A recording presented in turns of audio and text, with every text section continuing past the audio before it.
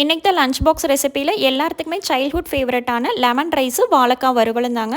ரொம்ப குயிக்காக lemon rice எப்படி செய்யலான்னு பார்க்கலாம். ஒரு கடாயில் 2 டேபிள் ஸ்பூன் எண்ணெய் விட்டுக்கோங்க. 1/2 டேபிள் ஸ்பூன் சீரகம், காரத்துக்கு 2 வரமிளகாய், 10 பல் பூண்டு குட்டி குட்டியாக கட் பண்ணி சேர்த்துக்கோங்க. முந்திரி, வேர்க்கடலை, கருவேப்பில் தலை சேர்த்துட்டு எல்லாம் நல்லா வறுபட்டதையும் ஸ்டவ்வை கண்டிப்பாக ஆஃப் பண்ணிவிட்டு தான் லெமன் ஜூஸ் சேர்க்கணுங்க. நான் 2 லெமனோட ஜூஸ் சேர்த்துருக்கேன். மஞ்சத்தூள், உப்பு சேர்த்துட்டு எல்லாத்தையும் மிக்ஸ் பண்ணிவிட்டு ஆற வச்ச ஒயிட் ரைஸ் சேர்த்துக்கோங்க. நல்லா நம்மளுக்கு உதிரி உதிரியாக வரும். சாதமும் டேஸ்ட்டாக இருக்குங்க. ரொம்ப குயிக்காக ரெடி பண்ணிடலாம். கண்டிப்பாக நம்ம ஸ்டவ் ஆஃப் பண்ணிவிட்டு லெமன் ஜூஸ் சேர்த்தா தான் லெமன் ஜூஸில் இருக்கிற விட்டமின் சியோட நியூட்ரியன்ஸ் நம்மளுக்கு முழுமையாக கிடைக்கும்.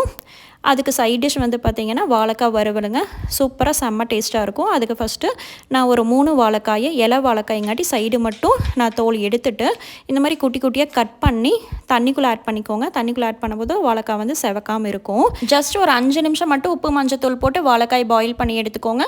5 நிமிஷத்துக்கு மேலே வாழைக்காய் வந்ததுன்னா ரொம்ப கொதன்னு போயிருங்க. மென்று சாப்பிட்ற மாதிரி இருந்தால் தான் நல்லாயிருக்கும். தண்ணி ஃபுல்லாக ட்ரெயின் பண்ணிவிட்டு தாளித்து விட்டுக்கலாங்க.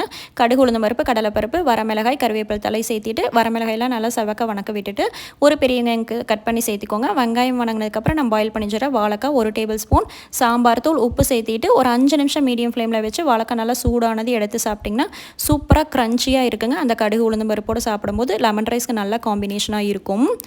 இன்றைக்கி வந்து ஸ்நாக்ஸுக்கு சிவப்பு கொய்யாதாங்க. ஜூஸுக்கு வந்துட்டு மாதுளை ஜூஸ் தான் ஐஸ் க்யூப் சேர்த்து கொடுத்து விட்டுக்கோங்க.